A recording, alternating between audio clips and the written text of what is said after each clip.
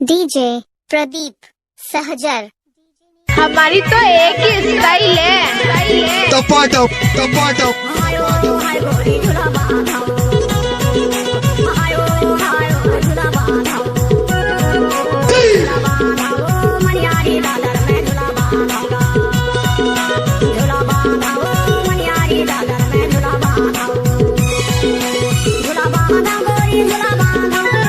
Let's go.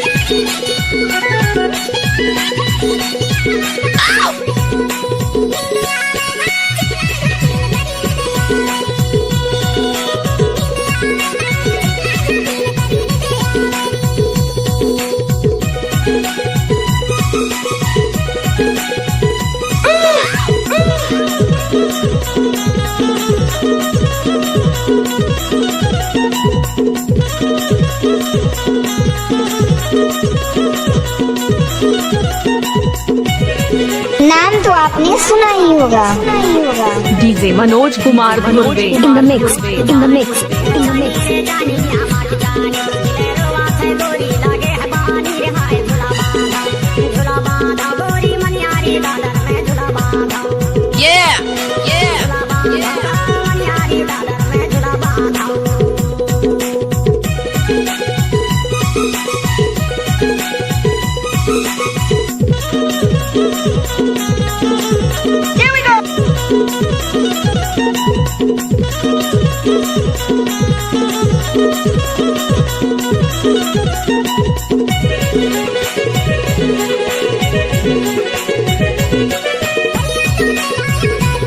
DJ Manoj Dhurve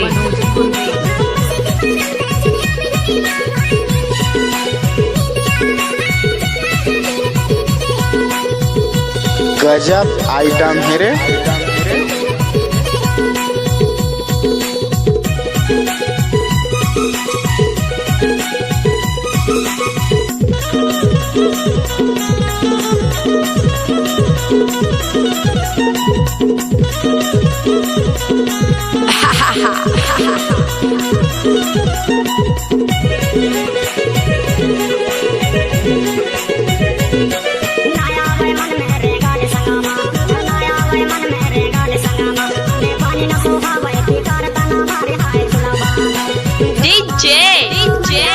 Manoj Babu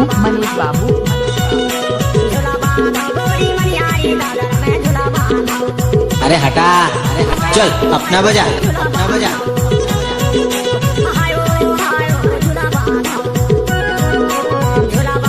चोकरे